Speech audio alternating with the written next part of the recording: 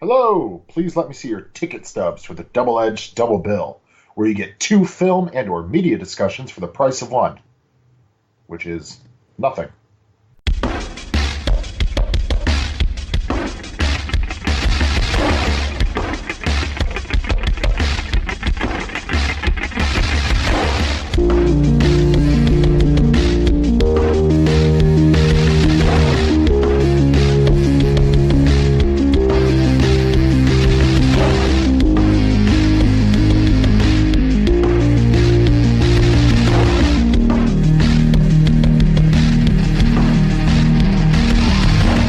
Each week, Adam Thomas and Thomas Mariani will come to the table to randomly select the yin and yang of a double feature. One will have two good movies, the other two bad ones. Both will have to pick a number between 1 and 10 in order to seal their fates for each episode. Let the chaos begin. I am Adam Thomas. And I am Thomas Mariani. I am your father, Adam.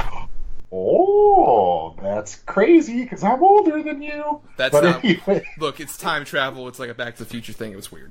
Oh, wow. That's but nuts. We're not talking... That's a different sci-fi franchise, right? What are we talking about this week, Adam? Well, we are talking about Star Wars in honor of Solo, a Star Wars story coming out. Yes. Which, nope. What? But isn't the best thing about Star Wars seeing how everything started, right? That's why the prequels are the best movies, right? Dude, I mean, I don't need to see the fucking Kessel Run. I don't need to fucking see it, and I know they're going to show it. So I literally am not going to watch that movie, and I don't care if I ever see it. See, I would be that way. But then Donald Glover smiles as Lando, and I'm like, oh. I know. No. But it's just going to make me angrier, because it should have just been a Lando movie. But, you know, I'm curious, Adam, what is your relationship with Star Wars? Because I don't know how into the franchise you were or are to this day. I'm not like some other people that you and I know as far as Star Wars fanatics. I definitely grew up with it, the original trilogy, especially. I mean, I loved those movies. I've seen them I don't know how many times. You know, growing up, Harrison Ford was the coolest dude in the world to me because not only, you know, he was Han Solo and Indiana Jones. It was amazing. I saw The Phantom Menace at the theaters, and then that was it. I didn't see another Star Wars movie in the theaters until Rogue One. Not even Force Awakens? You didn't see it in the theater? Nope. And I didn't see Last Jedi in the theater either. Oh. Are you not a fan of the new movies? Force Awakens is basically just a New Hope again. I mean, I like it enough, but it's nothing special. And I got my problems with The Last Jedi, but at least I can appreciate that they tried to do something a little different. Mm-hmm.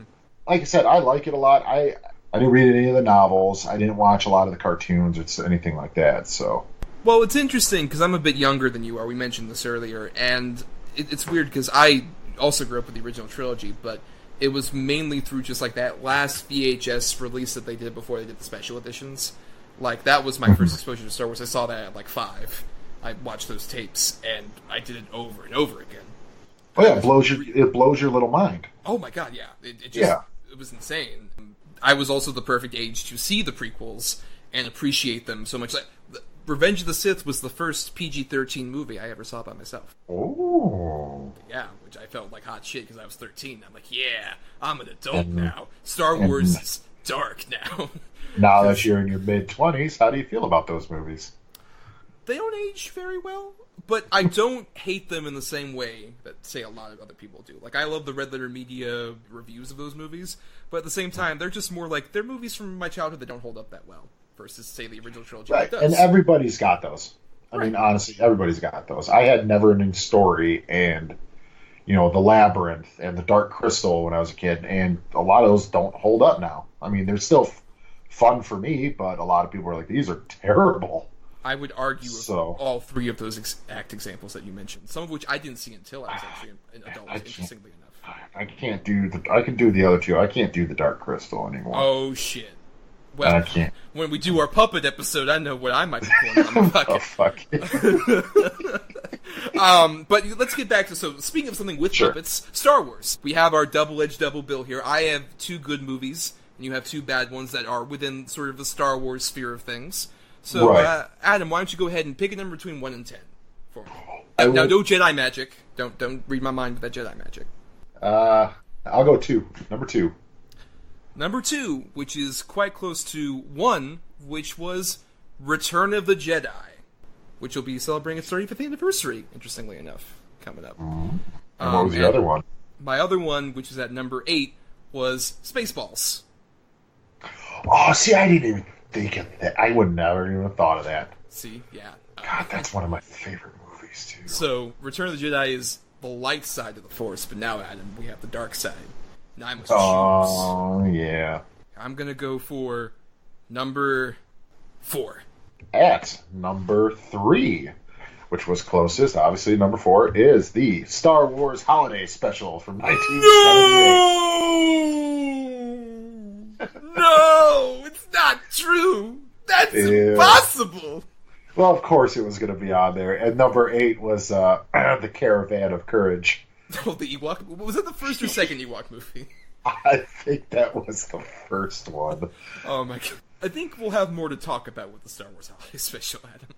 Yeah, I agree. That was the original Star Wars spin-off. That's the original Star Wars story, as if we're spinning off the original trilogy. Yep. Oh my god. Good to start our roots. And I think, if you look at the Solo trailer, there's a point where Chewbacca hugs a Wookiee. I'm betting that's his wife. I want to see Itchy and Lumpy. I want it to be canon. Oh god. I want it to be canon. Better happen. Yeah, it's not gonna happen. If it was a Chris Miller or Phil Lord movie still, that probably would have happened. I'll bet you that's on the cutting room floor somewhere. Oh, I bet it is. I bet it is. At least by name or something. Yes. Absolutely. But that's a different discussion, and we'll be right back with our double feature right after this. Return for the climactic clash between the forces of good and evil. Return to a galaxy far, far away. Return of the Jedi.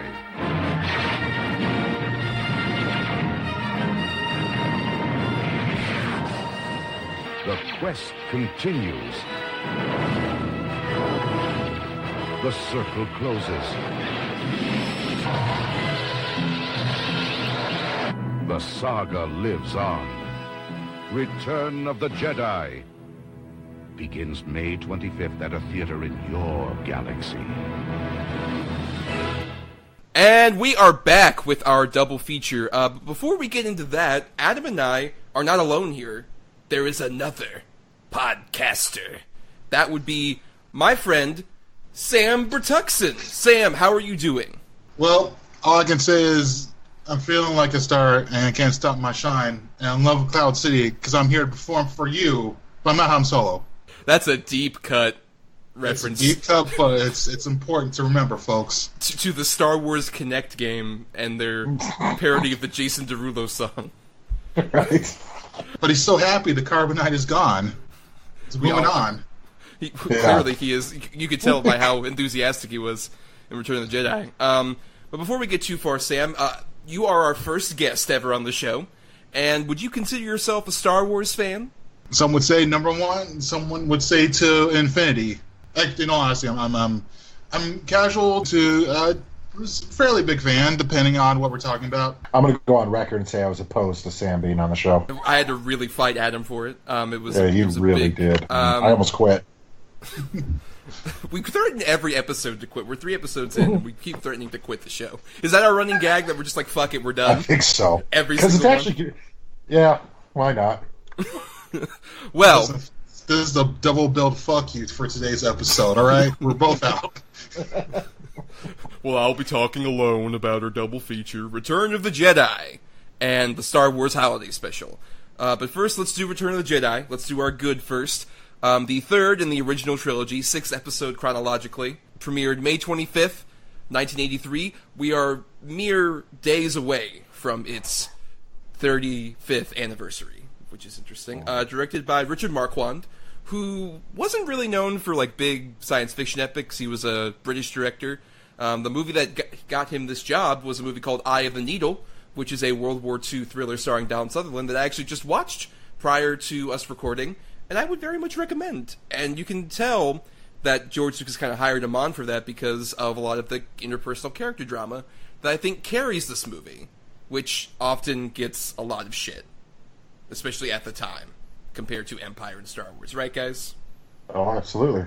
The important distinction here is that certain critics, I'm not going to say a majority of them, kept focusing on the Ewoks. The Ewoks are such a big deal, but at the core of that movie was a lot of, like what you said, some really good interpersonal dialogue that led to some pretty interesting revelations. Would you agree with that, Adam? Absolutely not. Damn it. I am definitely on the edge of the not really favoring this one. Now, compared to some of the other shit that's come out since, I mean, it's good. To me, it belongs in the third spot of the original trilogy, but it belongs in that third spot over episode 1, 2, and 3. You know what I'm saying? So it's right in the middle for me, this one. I got issues with it. I mean, I agree that there are issues with it. It's not just the Ewoks. If anything, the Ewoks, I think, as Sam has mentioned, have gotten so much shit over time.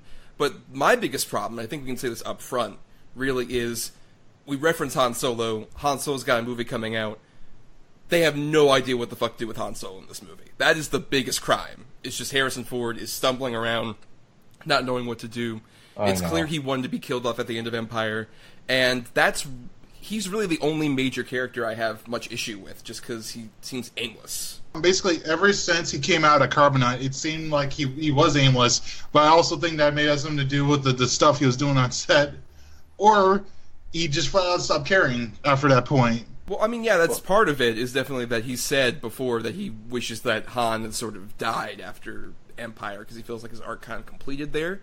And I can see that, but at the same time, dude, if you're hired to do the job, do the fucking job. No, I completely agree with you.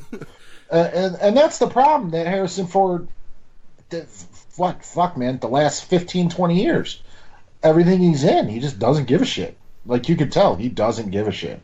And he publicly hates on all the movies of his past, and how he wishes his character would die, and I'll only do this movie to kill this character, blah, blah, blah. Well, you know what, man, go fuck yourself.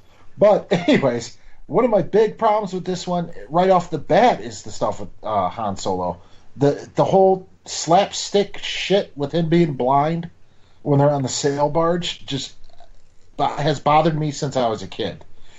Especially the fucking way they kill Boba Fett. I don't understand people's fascination with that character. I really don't. Am I missing something?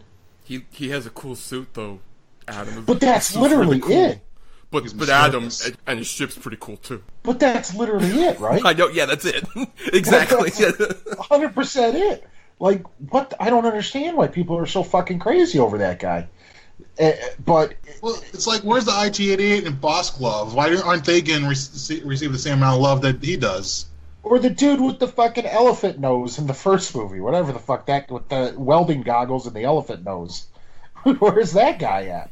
Yeah. I don't know his name. The most important Star Wars character, welding guy with elephant nose. If you look on Wikipedia, that is his name. Welding glasses, elephant nose. Yes. Middle name Snorkels. Snorkels. Hey, only his mom calls him Snorkels. Boba Fett, where? Oh God. Okay, yeah, just go. Just talk. I'm getting enraged. What I will say is I think the big thing that really works in this movie, and what honestly has not just my favorite stuff in Return of the Jedi, but my favorite stuff in the entire Star Wars trilogy, is all centered around Luke here. I think this is Mark Hamill's best performance of his entire career. I love a lot of the stuff where the whole movie is his journey of reflecting back on his past, right from we start at Tatooine and deals with the fucking awful crime that he grew up around. He then goes over to Yoda, finally faces the fact that Vader is his father, and has the revelations with Leia about his their connection as brother and sister, and then finally the actual confrontation stuff with Vader. I think some of that is the best stuff of the trilogy, including the big climactic lightsaber battle. I would argue is the best lightsaber battle that's still ever been depicted. I agree. It's not fancy and full of flips and silly somersaults and shit. It's them just hacking away at each other. He's just showing pure anger and rage. And I agree. This is the best Luke Skywalker ever in film. And probably, like you said, the best Mark Hamill. Luke Skywalker, you get the sense as soon as he walks into Jabba's palace that he is not the man with whom to fuck. Like, he is just ultimate badass now. And he's got such a cool arc to his character, and the resolution that has to come from the final fight. It's just, yeah, Luke Skywalker's a fucking badass. I love Luke Skywalker, man. I'm sorry. I can't. No, you know what? I'm not sorry. I am not. But he's not sorry for that, or committing violent crimes against Boba Fett. You're here, folks. But at the same time, like, what works about all that is that it's really built up with a lot of those scenes of him and Vader interacting, like the big scene where they kind of, like, confront each other in, like, the hallways of sorts when they're on the Endor base, and it's the whole thing about, like, then my father is truly dead, all that other stuff. It also shows a really good vocal performance from James Earl Jones, and even David Prowse in the suit. You get a lot of emotion out of it. Especially, this is the movie where, like, 15 different fucking people portray Darth Vader, especially if you have the special edition version and Hayden Christensen shows up. Oh, God. But, Sam, what about you? What are your opinions on Luke Skywalker's arc in this film? It's great because, like, he loses the naivete from the first film, and he's at a point now where he's grown up. The important thing here, I think, that I want to point out as well is interaction with Yoda at the very beginning. And that is surprisingly, despite that he's interacting with this puppet, it feels like a surprisingly grounded moment for him in a way that I really appreciate it, and in the way that Frank Oz did Yoda. Oh yeah, absolutely. No, Frank Oz's vocal performance as Yoda was awesome. Yoda was such a great character when I was a kid. Now that I'm older, and maybe you guys won't agree with me, but I think Yoda is kind of a manipulative little prick when you really think about it. He's honest about who he is. No, he's not. Well, okay, so at least at this point, that's what I think. The thing is, in Empire, I do really agree with what Adam's saying. He is very deceptive. You can tell there's a lot of that run over from the prequel Jedi Council shit. He's giving bad advice in Empire, but like here, I feel like he's because unfortunately because of his condition, he is actually like, yeah, I have to slow down my role. I have to actually tell some facts to this guy. Fucking deathbed. Yeah. Well, yeah, you do a lot of self-reflection on your deathbed, and that, I really agree that I think that's what makes him, like, that also feels like a completion of Yoda's arc overall. It's him finally just coming to terms with, like, look, I treated you in this sort of way of training the Jedi just because you were a lot more, angry and young, but now it's clear that you've grown as a person, and I have to tell you the truth and honesty, and because of who you've clearly become at this point, you have completed your training as a Jedi. And I love that moment so much, too, and Yoda even, like, disappearing and all that stuff. Well, I'm going to quit the show now. It's fun while it lasts. Yoda bashing, Boba Fett bashing, it's all here, folks. Admittingly, I'll say, my only problem with Yoda is the fact that he clearly looks more cross-eyed in Return of the Jedi. Yeah. That's the one issue. Because there is a point where it's just, like, Vader is indeed your father, and it's like you might want to like move your eyes a bit. You don't know what he's sick from. Maybe that's part of the fucking problem. Who knows? Maybe that's the symptom. Maybe he's got some fucking space alien disease. Who knows? Well, yeah, he's also been living in a swamp. That's right. True. Some sort of infection. He's got severe diphtheria.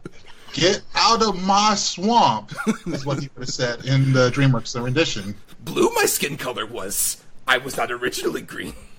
But I think what also works about that is the fact that Lucas actually didn't originally have that scene in there until he talked to a child psychologist, and they told him that, like, well, a kid isn't going to believe that Darth Vader's truly his father unless you really confirm it from somebody that they trust.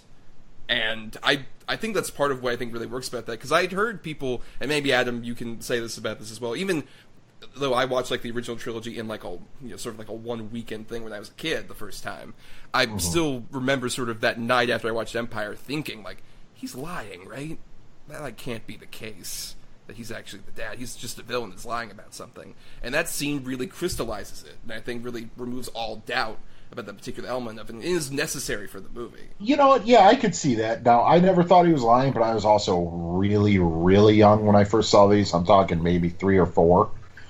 And I think my dad was saying the whole time, like, even in the first one, my dad's like, yeah, that's his dad. Like, just ruined the whole damn thing. but no, I could definitely see that. I never even thought of it that way. But yeah, I could see that. Mm-hmm. Well, good then, that slimy little green shit. had to admit at the end. Good, fuck him. Well, speaking of old Jedi characters, you gotta at least love Ian McDiarmid as Emperor Palpatine, right?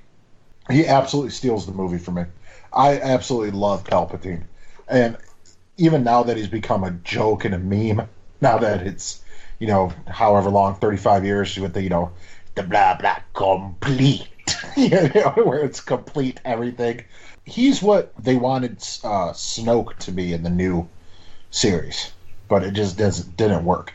Well, it seems like in Force Awakens, definitely, J.J. Abrams kind of wanted to be that, and then Rian Johnson was like, nah, fuck this guy.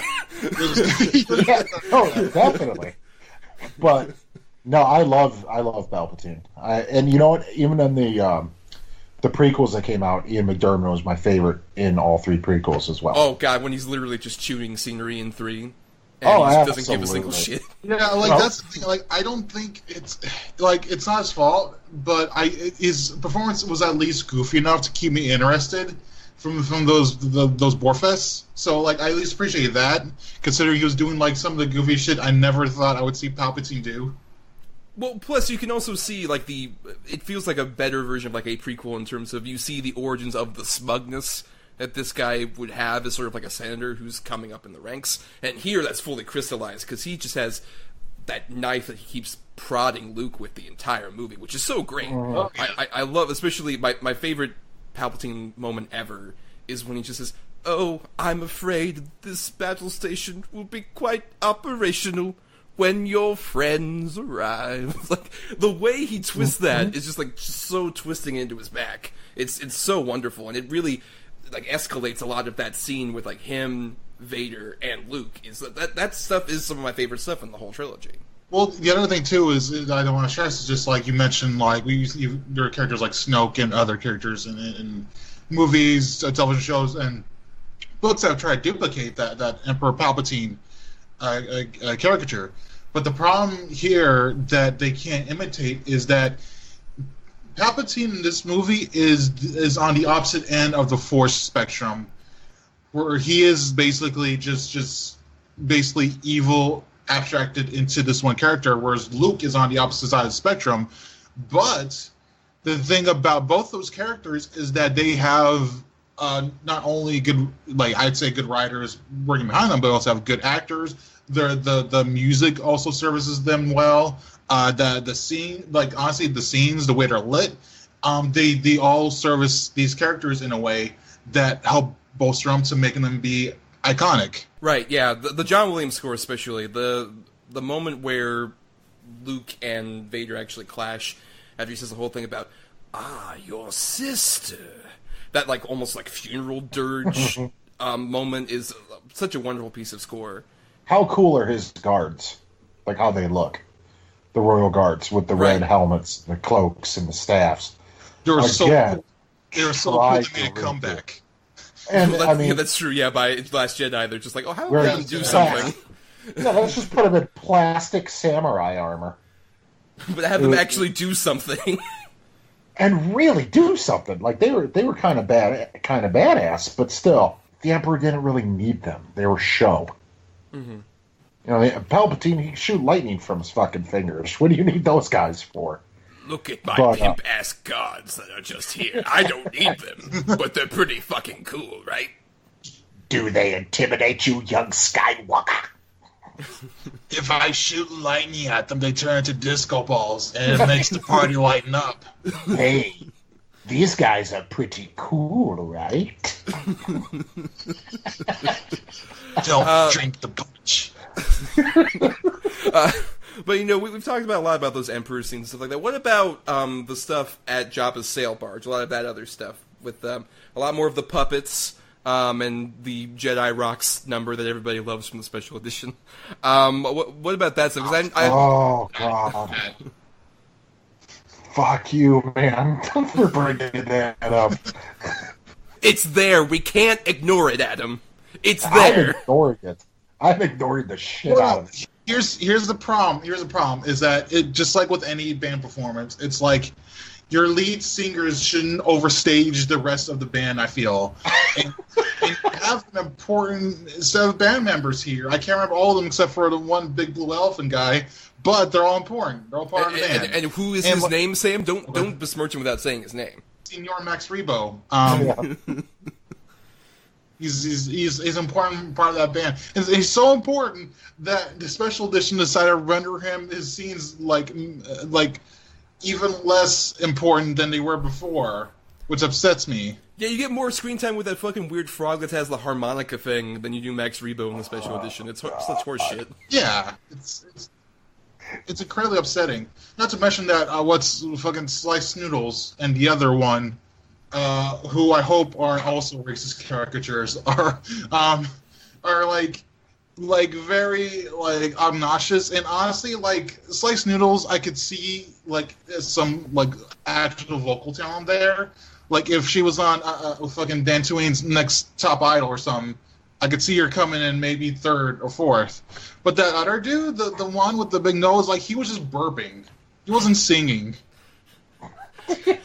Well, enough of our music critique element of this. Sam, what do you think about just the general, like, that first third or so at Jabba Sailbard? So aside from that, I do love it. I love it because it is basically like movies like these. I definitely lean toward because I do love me some creature effects, whether it be CG or all practical. Just because I always pay attention to the creature design, no matter what's shown. But the thing that always impressed me with this is just how well immersed the creature designs and effects were lathered in the set. Like it felt like when I was looking at like Jabba and then what's his little mumpkin? Salacious Crumb, sir. Salacious Crumb. Yeah, Salacious Crumb. Yeah, come on, and man. Just like the way they mesh in the background, it kind of looks a little like it just may be overly grandiose, but it looks kind of like a painting in a certain way. But it's just the way it's shot, and I really appreciate that they all mesh together, including the Twi'leks as well, who I think actually I really dig the design for him, especially the slimy second in command he has. Yeah, Coctopus.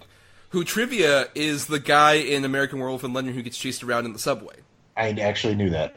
Yes, he is. Same actor. You are 100% correct with that fact. But what about you, Adam? What do you think of the Jabba's Palace stuff? I love Jabba. Jabba to me was he's so cool. And we always used to try to outdo each other with impressions of Jabba growing up and stuff, which no one can do it better than that guy and Bill Hader. But I love Jabba's barge. Everything looks like it fits. All the different races look like they belong there. Everybody looks dirty. Everybody looks, scummy and up to no good. Salacious Crumb kind of gets on my nerves a little bit, but for some reason it doesn't with me. But it's just because like he laughs at moments I feel like that character will laugh at, and I can't find that irritating. Understood. But no, other than that, I don't mind the Jabba stuff. I like the first, until they're on the the ships going off and the whole blind Han Solo stuff happens. I love the first 20 minutes of this movie. I think it's fantastic. The set design, the costuming, the creature design. Especially the way they portrayed a Rancor. The Rancor, looking at this movie when I was rewatching it, I was really impressed with the way they set that up. I know there's certain shots, like I understand due to budget constraints, but the way it was shot, especially back then, I thought it was pretty well done in terms of how they posed this creature. And yeah, the Rancor is great. When the new editions were coming out, they were talking about redoing the Rancor and making it full CG. I am so glad they did not do that. Oh, yeah. Could you imagine if it was the same CG as, like, those lizards? Yeah, or whatever they're called, like the dewbacks or whatever that the fucking stormtroopers ride. That's appropriate. Oh, could you imagine? Oh, my God. I was just imagining a singing Rancor for some reason. That's just me. Puts on a top hat. Just, hello, my baby. Because I've heard a lot of people say that, like, it really feels disconnected from the second half of the movie we pretty much get once we get to, like, the Ewoks, all the, like, actual rebel fighting stuff. But what I really like about this is it feels like it's fulfilling the promise of what you got back in A New Hope with the Mos Eisley Cantina scene. because it's really like you're an even larger step into the criminal underground that is in Tatooine. And there are so many great creature designs that they don't focus on immediately. It's just like all part of the set dressing. It's like Sam kind of said, there's a painting element to it in terms of it does feel like just this big elaborate showcase of what, you know, the underbelly of this criminal underworld is, but they don't focus on too many of them too often. It's just mainly Jabba, obviously. And Jabba's such a wonderful practical creature effect, probably one of the best puppet effects that's ever been in a movie, just because of how elaborate and crazy that is, and how much it feels like an actual, real, living, breathing creature. And especially when you consider, like, there are 3 people inside the suit. There's like a guy doing the eyes, there's a different guy doing the voice, and it all comes together perfectly. Yep. The other thing, oh my god, I can't believe I forgot this. So there's a part where C-3PO gets escorted by the Gamorrean guards, and there's a bit where it turns into the droid version of Hostel, with these droids getting tortured and branded. And I forgot how brutal that was. Like, holy shit, droids live like a very rough life in this universe, I feel. And that scene, that right there, was just like, I would never want to be a droid, ever. In any sort of sense in this fucking world. We should also probably talk about some of the other side characters that do appear in here, obviously, like a Leia, who, you know, starts off the movie in the metal bikini, and from then leads the sort of big assault on Endor.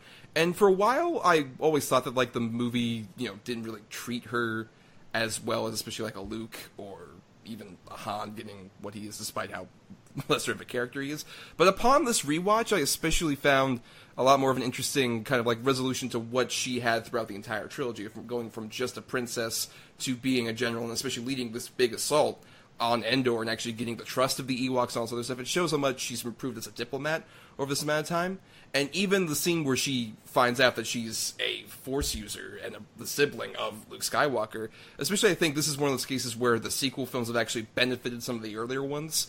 I think it gives that whole bit a new weight that I didn't really anticipate in there, of like her really realizing her lineage and what her power can potentially be. Oh yeah, she's becoming General Leia. Mm-hmm. You know, that she's becoming the leader now. She is the last leader of the rebellion. To me, this is also Carrie Fisher's best performance in all the movies too, except for maybe Last Jedi. She was actually really good in that. But the original 3, this is her finest performance as well, I would say. I would agree. She's not doing a fake British accent like she is in the what the fuck was that about? What the fuck? And you can see her still kind of doing that in the holiday special, which we'll once again get to.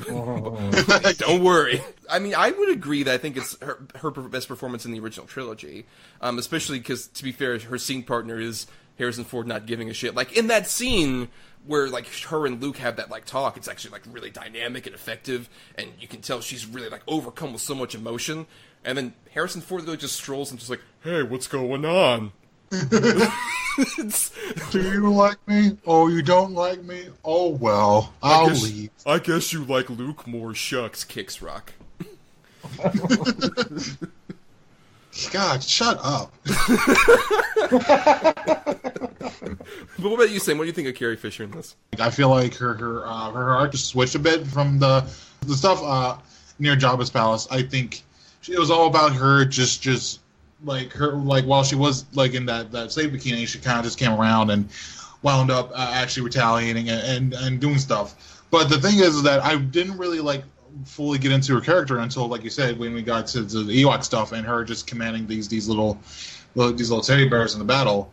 I thought the way that was done, like I thought she did a good job. I thought that they actually gave her some stuff to do there, even though it wasn't like what I would have expected her to have done at this point. Like I would expect her to help lead the charge on the fleet toward the Death Star, but for what it's worth here, it's pretty good. She's Carrie Fisher does a great job.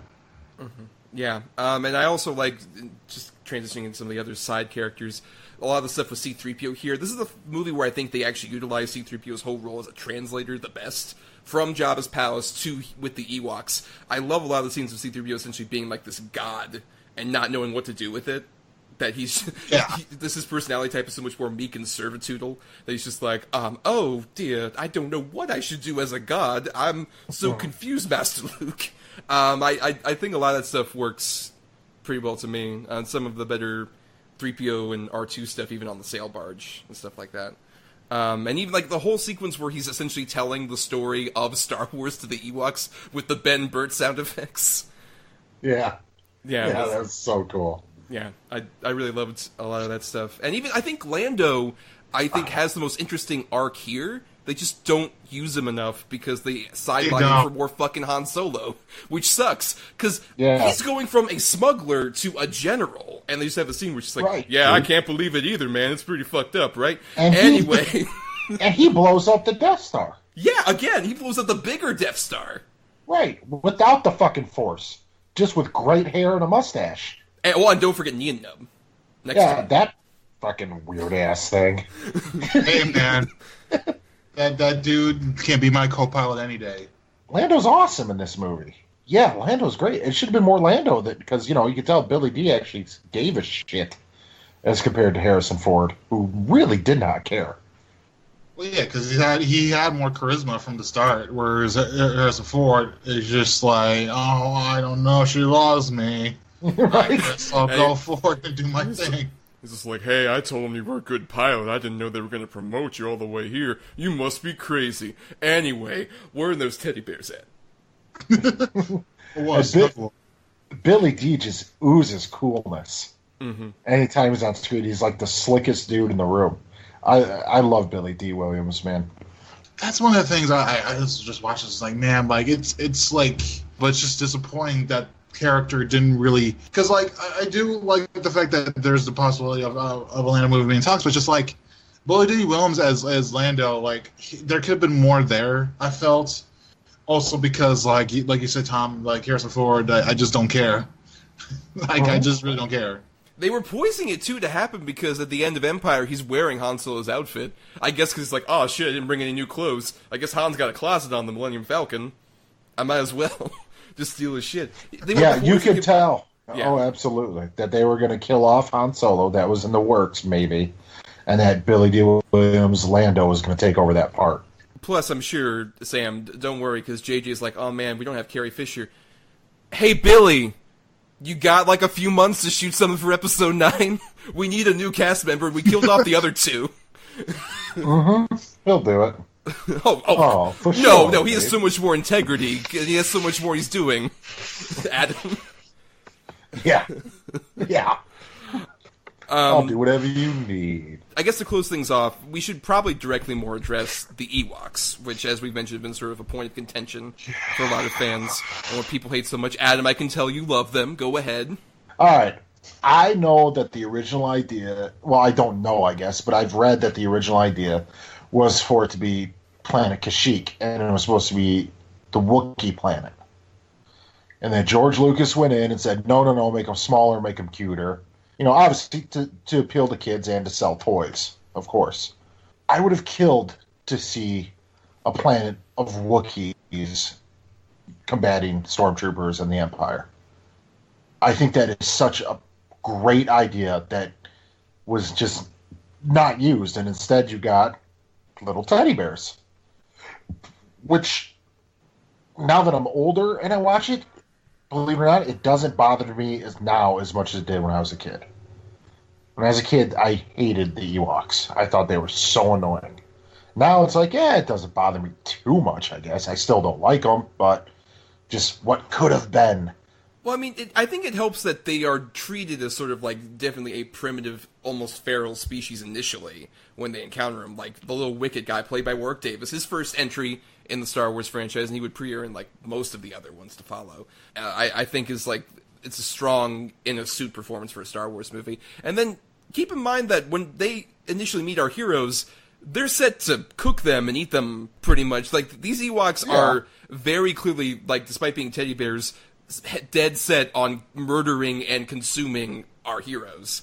And it's a weird sort of anything like a colonialism metaphor thing, because clearly our heroes take this primitive culture, fool them with a golden object that treats them as a god, and then force them to combat like their enemy at a later point. I think it's a lot more interesting, a lot more of like a gray area than I think people give it credit for.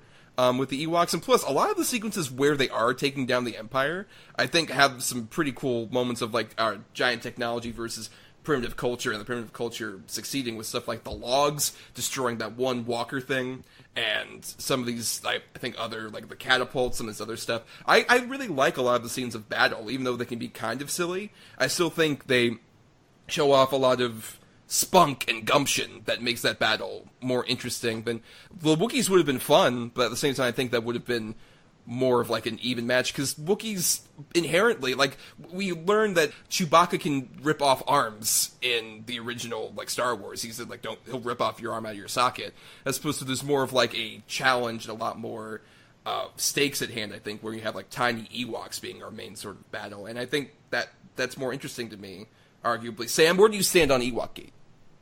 Well, Ewoking is my favorite activity during the day, where I go around in my Ewok suit and do like 10 kilometers of jogging. Well, here's the thing. Wookiees would have been cool. Everyone knows Wookiees would have been cool. But what we have here is an interesting race portrayal. It always, like, the thing about Ewoks, along with the other things mentioned here in terms of like other like races, is just like Star Wars and the question, is this racially offensive, kind of go hand in hand at certain times. Yep. And I feel like that was almost maybe the case here, but I couldn't quite put my finger on it. However, the other important thing here is that they also show them, like, these guys can die. Like, they literally show them, like, an Ewok mourning over the loss of his friend who just died in front of him. And that's such an important thing to do, because, like, these could have easily been jokey kiddie characters, but while they were still that, they show that, no, there's repercussions into, like, fighting these giant, like, mechs. Those Ewok TV movies really should have been about Ewok PTSD after the Battle of Endor. Yeah, it should have been. It's, like, it's just the Deer Hunter, but with Ewoks, is basically what we all really wanted. Yeah, like Russian roulette. Yeah. Well, I do agree. What they should have done is definitely a far superior idea with the Wookiees. In fact, what they could have done is they could have had, like, have the Kashyyyk be a primarily dominant Wookiee planet, but also have their neighboring species be the Ewoks.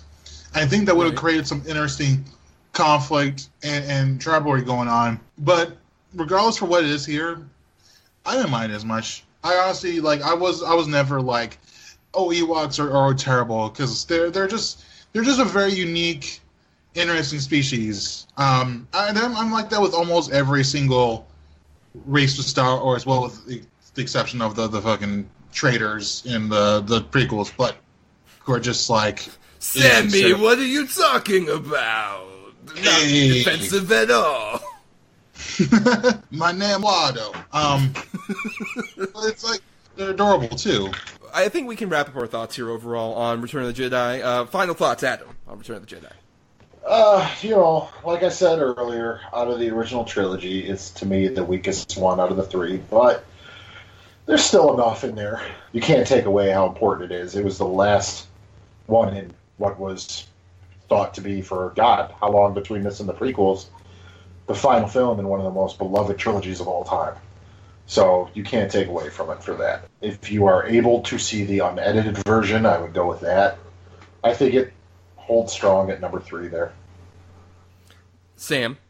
This movie, the more I watch it, the more I feel like it definitely feels like the more underrated one in the trilogy to me.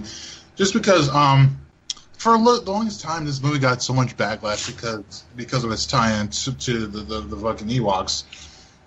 But at the core of it, the lead up toward the end with Luke and Palpatine and Vader, I thought was all, like, so invigorating and interesting. And it's just, and honestly, for whatever problems I had with the movie, I think the ending and just that final clash more than make up for it in many ways. In fact, the scene between Vader and Luke, maybe my favorite scene in the entire trilogy, in all honesty, just because there's so much character going on, there's so much emotion being weighed in, that while there are certain scenes in Empire that are great, and even the first one, but this one I think really stands itself apart, and that's why that's probably it's not going to beat Empire because it's Empire, but for what it's worth, it's pretty damn good. Yeah, I mean, I would agree that, like, Empire and A New Hope are better movies. Even Last Jedi, I'm personally a big defender of, I would say, is a probably better movie than this overall. But I think there are such major heights in Jedi that I don't really think it deserves to be ignored as much as it does. There's stuff that doesn't work, like we mainly said Han Solo is very much lost in a drift. It's a shame when his most interesting, invigorating moment is when he's realizing that it's like, oh wait, you're brother and sister, and the great memes that have popped up of him, like, remembering back on the incestuous kiss in Empire Strikes Back, and then while he's making those faces, stuff like that. But I think also just, especially a lot of the stuff with Luke Skywalker, Darth Vader, and the Emperor is some of my favorite stuff in the entire Star Wars saga overall, and I still have such deep emotions every time I see the moment of Luke burning his father on that pyre. I think is a beautiful shot. I think it's one of the best just shots in general of the Star Wars saga. And it's, gets a lot of crap. Ewoks get a lot of crap. But yeah, I think it's, hopefully it gets more appreciation over the, next several decades when Disney fucking burns this to the ground as they just overuse the Star Wars characters. But, they've got a lot of spin-offs planned, but they wouldn't have any of these spin-offs without the OG of the Star Wars spin-offs, the Star Wars Holiday Special. Now it's time for the air horn theme of the Star Wars Holiday Special.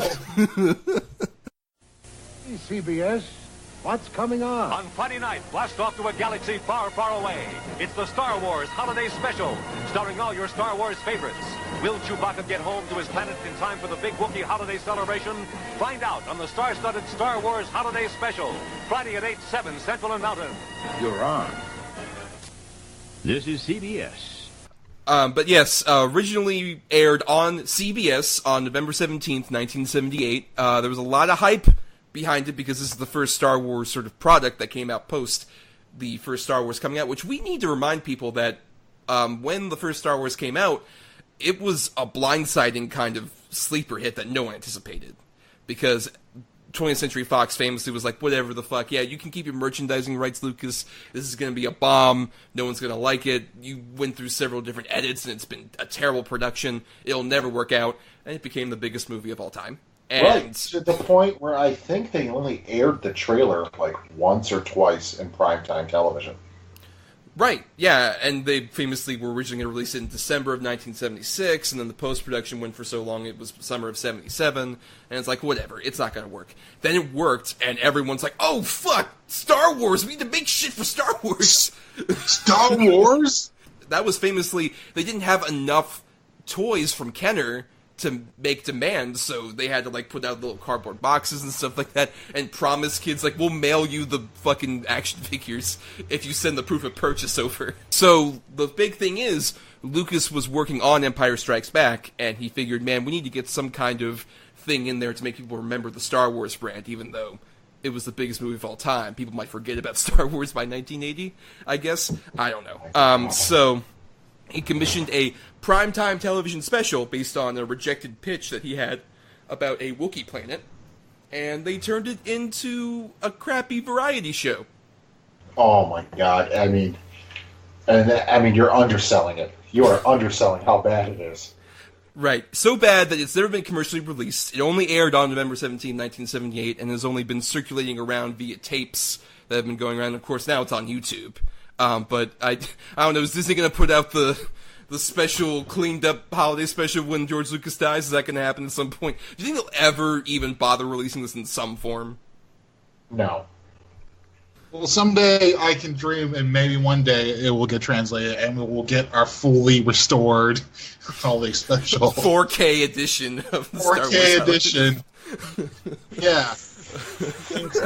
Oh, you want the unaltered original trilogy? Well, too bad. Here's the holiday special.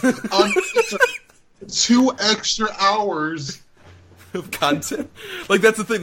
They put out the Blu-ray that's like unaltered special edition. It's just 3 discs of the Star Wars holiday special. Here's the extended version of Itchy jacking off to a soul singer. Or whatever the hell was going on. All right. Let's ask this. is there anything good about the Star Wars Holiday Special? Harvey Korman just chewing up scenery for no reason and everything. The 3 characters he does. See, I can agree with the stir whip character. That was That's out of fun, control. even though it's clearly blackface, and it's weird. Why is it blackface? it's so Why? odd.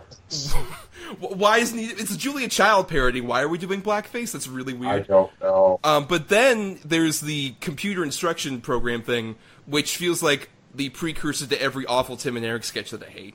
And then the thing with B. Arthur, where he's a sexual predator. It's like, this lady's just trying to work at her bar, and you're literally coming up and, like, hugging her when she's saying, no, don't do that to me.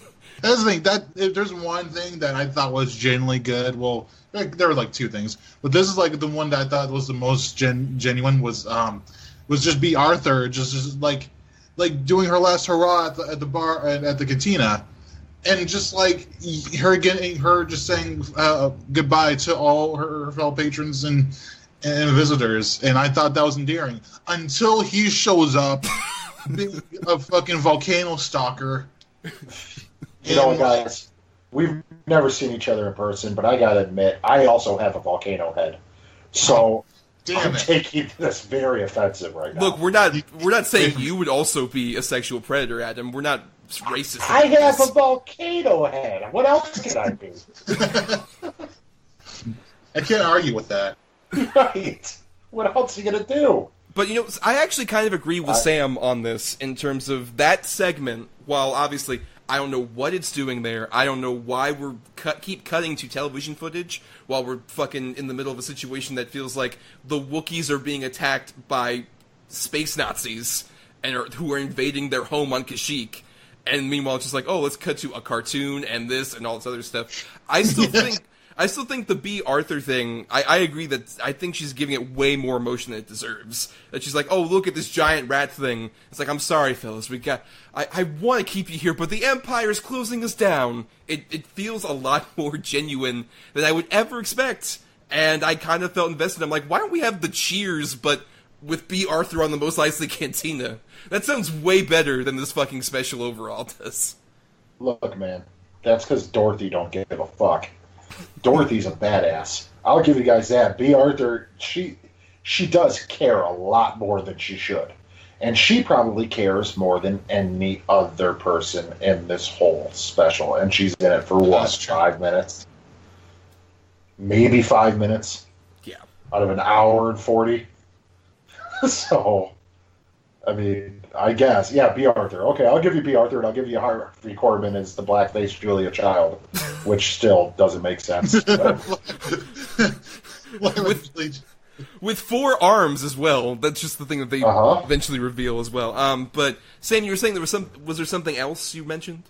So that animated short was I thought it was solid. Despite its Zelda CDI-ish moments, it had some really fun stuff in there. In fact, you were talking about Boba Fett earlier. This is actually the one time where I actually thought Boba Fett was cool because he was actually interacting. He had dialogue. He was kind of like the man with no name, but in space, kind of. Because he had very mysterious like little excerpts, and he kept saying certain things. And there was this whole, like, is he with the Empire or is he with the Rebellion thing going on until the end. But I did like the way that was handled, and also like the voice actor, the way he was delivering his lines in that short. But the one thing that the short couldn't say was Harrison Ford, who had 2 or 3 lines in the short, and he couldn't nail any of them. And the animation's even terrible for him, too. We're just all rubbery, just like, what happened?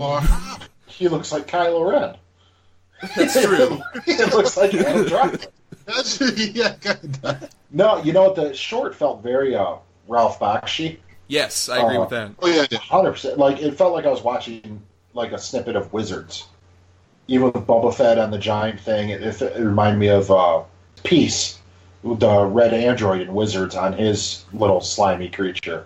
I honestly could have swore it was him until I looked it up a little more. So they totally just aped his style. Right, and it's interesting because Wizards also had a very early voiceover performance by Mark Hamill. And this is also some of the early examples of Mark Hamill doing voiceover, which he would do a much better job of later.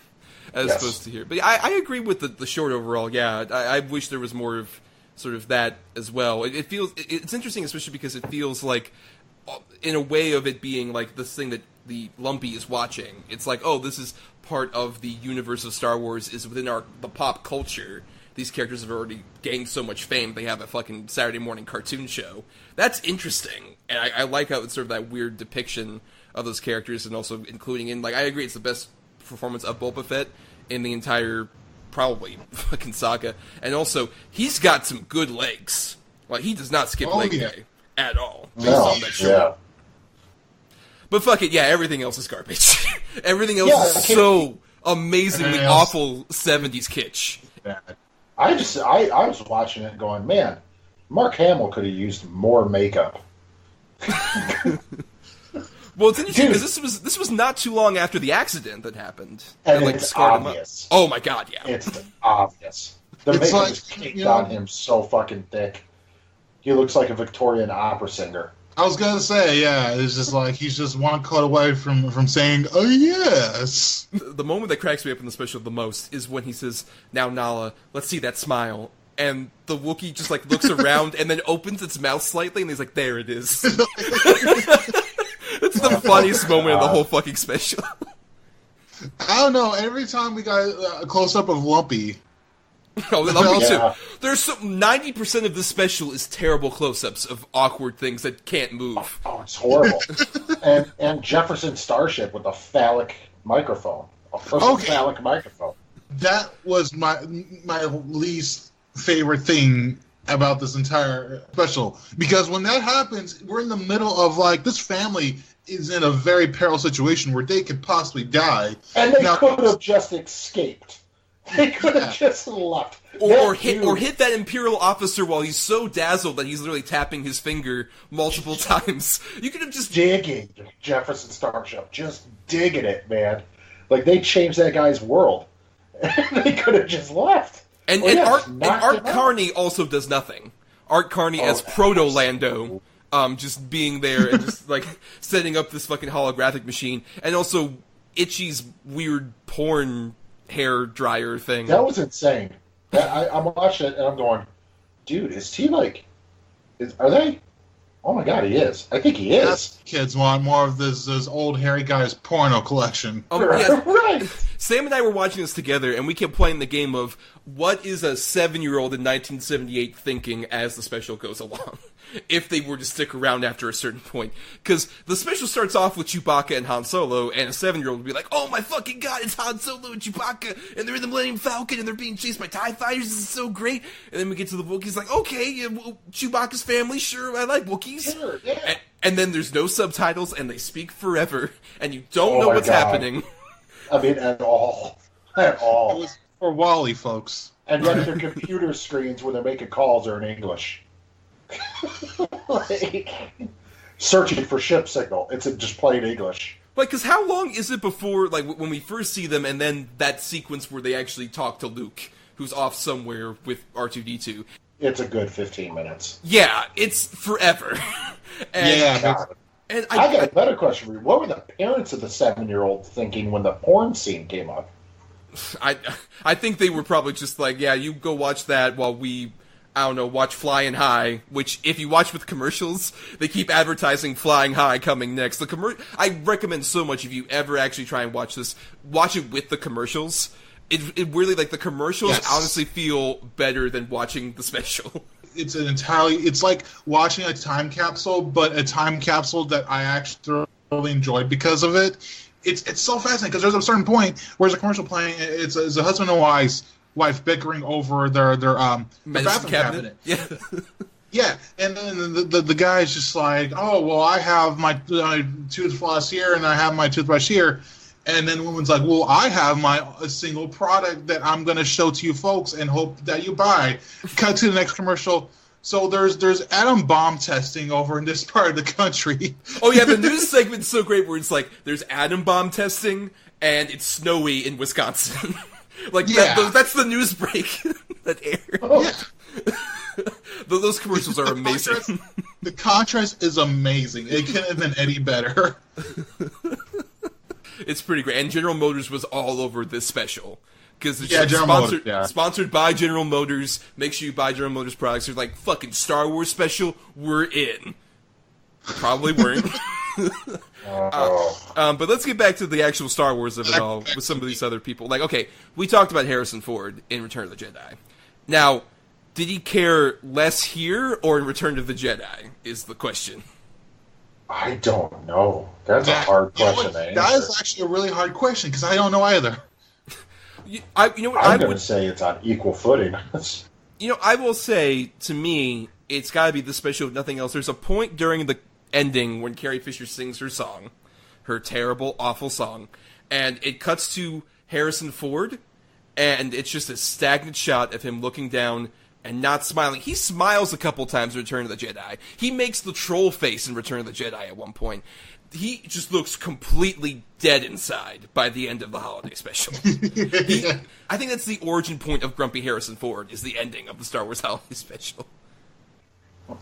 You know what's great about that is that Chewie also has the same face as him at points too, so it's like they're mimicking each other. Oh god, the amazing montage at the end of it where it just keeps cutting to Chewbacca's stagnant, dead face. Yeah. What was that about? He's just looking straight at the camera like, hey fellas, do you remember the first movie? When you want to celebrate Life Day, but you're dead inside. And of course, this was very much prime Carrie Fisher coked up, as you can blatantly tell. Yes. And it's pretty obvious. And she's admitted several times over, just like, oh yeah, I don't have no memory of shooting that special. Which is, again, probably for the best. Especially when, like, there's the scene of her and C-3PO, they're at that weird station, and she's doing something with papers. Like, there's no actual work being done. She's just shuffling papers around. And then she goes up to fucking the Wookiee family, and is looking at the screen, but it clearly looks like she's looking at, like, the boom mic, as opposed to, like, whatever the screen would actually be. Yeah. That whole scene. Yeah, she was coked out of her mind. And then her rambling at the end about just like, this is the celebration of the Tree of Life. And this is what it means. Coming soon to a theater near you. The only thing that could have made that ending better, that song, if every other character would have sang a part in it. Like all of a sudden Vader. Yes, it's the day, the Tree of Life. Well, that's the thing. Like I was saying this, but like there were moments where it's just like this is what could have happened, but that would have required good writing. Yeah, right. Exactly. Yeah, because you got Bruce Valanche and 6 other guys writing the special. Fucking Bruce Valanche.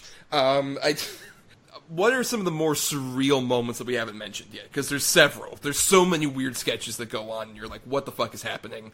Why are we bothering with this? The fucking crazy gymnasts on the chessboard.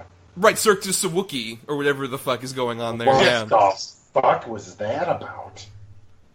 And then he just gets big and keeps blowing into like a flower horn, and other little gymnasts keep coming out. And Lumpy's that's within the dazzled. first 10 minutes. Oh, Lumpy was eating it up, man. He was into it. He's thinking in his head, I want to be a fucking gymnast now. Like, guess what, Wookie? It's not happening. Because you don't exist. Damn it. Well, no. Remember, we had that scene where he was walking along the stairrail outside of his home, where he could have easily fell to his death. So there was a prelude to that.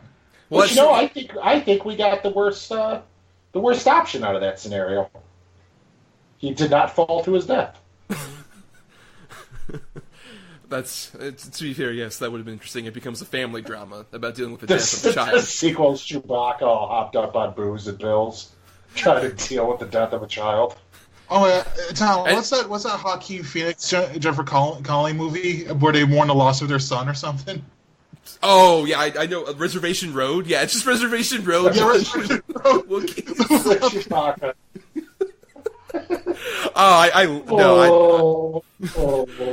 But you actually have subtitles, and it's just like, if you weren't out there cruising with Han Solo, being here with our family, this wouldn't have happened. He's like, get off my back. Adventuring's the only thing I have. It's all I have. Infinitely better than the special. Oh yeah, way better. Something I didn't notice until I watched this time was the stormtrooper who's got like the weird way he's cocking the gun when he's in the Wookiee household. Just like, I'm gonna like this. I think this is pretty cool, guys. I think we're gonna go sideways. It's like the sideways gun thing. Why is that happening? Is there any scenario where a holiday special would have worked with Star Wars? Could you have seen a holiday special of the Star Wars universe like actually working to some degree? No. I can. Oh. But it would require the one thing Disney hates the most right now, Phil Lord and Chris Miller. Oh, yeah, that's you know what, Sam? I think we were even talking about this. Like, if in some universe where it would have been something similar to like the Robot Chicken specials, and it was just like it was a series of sketches that dealt with that, or even the best TV special with Star Wars characters in it is the fucking Muppet special where they had Chewbacca and Luke Skywalker and C-3PO and R2-D2 back on the old Muppet Show. That's the best holiday special we ever got. That's true, yeah. Yeah, no, this thing is just garbage. Which is kind of like what this holiday special probably should have been, which is like very silly, but you had like some charming moments in there and stuff. Well, yeah, this isn't that at all. This is like its own fucking world in this universe. Yeah, like I said to you earlier, Thomas, our bad movie of last week was so bad it's good, to where this is so bad it's almost unwatchable. If it didn't have Star Wars attached to it, and some of the actors in it, so you can just kind of watch it and be like, what the fuck is going on? This would be an unwatchable mess. Let's segue into our final thoughts about the Star Wars holiday special. And I guess, is it the worst thing to ever come out of Star Wars? Adam? My final thoughts are that this just is an unwatchable piece of garbage. There's literally nothing redeeming about this movie. Like I told you via text earlier, I deeply feel bad that this was my pick. I wouldn't wish this upon anybody. My almost 3-year-old was watching it with me, and she, within 10 minutes, just left the room and did not come back. So, I mean, even a 3-year-old with the big fuzzy creatures and the lights and everything just does not find this entertaining. To me, there's nothing in it that's worth a watch, period. Sam? As someone who celebrates the holiday, no matter where you are, this is a situation where even downing certain substances won't help. It's a trip, and in Madam's case, it's a fucking terrible one. In my case, it's one that I at least found interesting throughout the entire way. Like, there's never a moment where I'm like completely bored. At the very least, there's moments where I'm just like, how did they let this happen? Why are they letting this old man watch his porn in his VR headset? And there's so many moments like that. Like the flow of this is terrible. There's just like some of the best sequences involving Han Solo and Chewie. There's a sequence where like they're being shot at by TIE fighters, but you wouldn't be able to tell. There's no way you'll be able to tell because it's chopped in a way where it's just like they look like they're shooting at nothing. And the rest of the movie, the shorts like we mentioned, the anime one, the B. Arthur one. At least that I took something out of it. At least there was several things I took out of it. I'll always remember Lumpy. Lumpy, I always remember, and I feel like despite how terrible this movie is, I feel like if he's not in the new Solo movie, I'm gonna riot. I'm gonna write a letter to Disney and say, hey, why you retcon everything else, including this, a pivotal part in Chewbacca's history?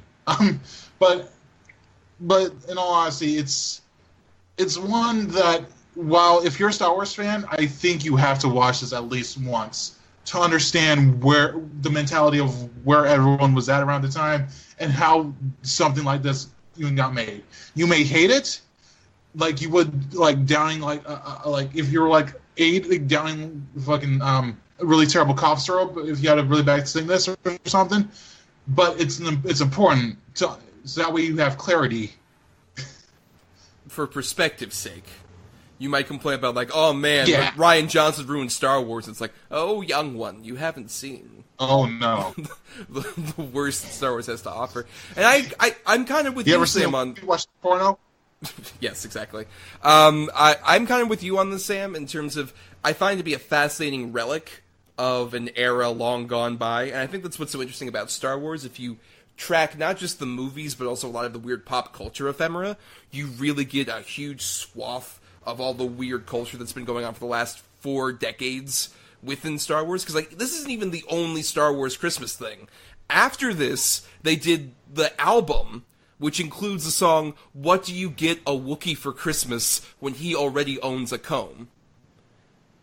That's a real thing. And it's so weird. And this is, like, the earliest example in such a fascinating way. Like Sam said, if you are a diehard Star Wars fan, it's an interesting endurance test to go watch through this. And like Sam also said, it's never not fascinating. It can be boring, but it's never not a weird, awful train wreck that you watch and you're just like, why? How can this happen? Why did this happen? It's interesting on that level. If you are willing to subject yourself for the sake of a scientific examination, an autopsy, if you will, it's interesting on that level. Otherwise, it is complete garbage and no bother. And on that note about the Tree of Life, that is the end of our episode. Before we do leave, we also have some feedback to share from Stephen D., who is at WaitingFTH on Twitter, who says, really enjoyed the new podcast and glad you've gotten the chance to talk about a broader range of stuff. Means that you can do an episode about 80s Hong Kong action cinema. 2 good ones? Thanks for asking. God of Gamblers and Tiger on Beat. Which, I'm not as familiar with Hong Kong action cinema myself, but that sounds interesting. It's always a topic we could do. Absolutely. I'm familiar with some. Not a ton. I've seen most of the Wu-Tang movies. Do either of those 2, Gods of Gamblers and Tiger on Beat, ring a bell? Absolutely not. No, but I'm fascinated. Me too. Tiger on Beat alone sounds very fascinating. Right. I know. What the fuck? That tiger is on beat. He's on beat, man. That tiger's fucking on point, son. We also want to thank Chris Oliver for the music used in our show. Listen to more of his music at chrisoliver.bandcamp.com. And we also want to thank, of course, Sam Brutuxan, our first ever guest on the show. Sam, where can people find you on the internet? Twitter and Tumblr. Mostly Twitter, though. Been kind of quiet on the social sphere for a little while now. I'm just trying to prep some, and also because of other lively things. But if you want to find me somewhere, just cracking jokes, you can find me on Twitter. I'm on Facebook sometimes, but I'm surprisingly more on Twitter nowadays. Just saying whatever nonsense comes to my head. If this is not related to the movie stuff, but E3 is coming up in the next month. Video game stuff. If you're interested in that, you might want to follow me. And yeah, that's it. Yeah, pretty much just if you search Brutuxan, which is Brutuxan, you'll find him. He's the only one on the internet. Yeah. Underneath that, you also find cough drops. Brutuxan. Yeah. Clears a throat. But also you can find us at DEDBpod on Twitter, and you can email us any feedback you'd want at doubleedgedouble@gmail.com. Or you can also find us on our various Twitter accounts. I am at NotTheWho'sTommy, and Adam is, of course, Malekith Fan6969. Still owning it. Oh yeah, no, I'm keeping it forever. Sam knows what's up. Yeah, just keep it. Always stay there. Yep. Yes, and that is the end of our show for the night, and we do sincerely wish all of you a happy Life Day. No. You fucking racist. Wish them a happy Life Day. If I would, I would do a Wookie call, but I'm not brave enough.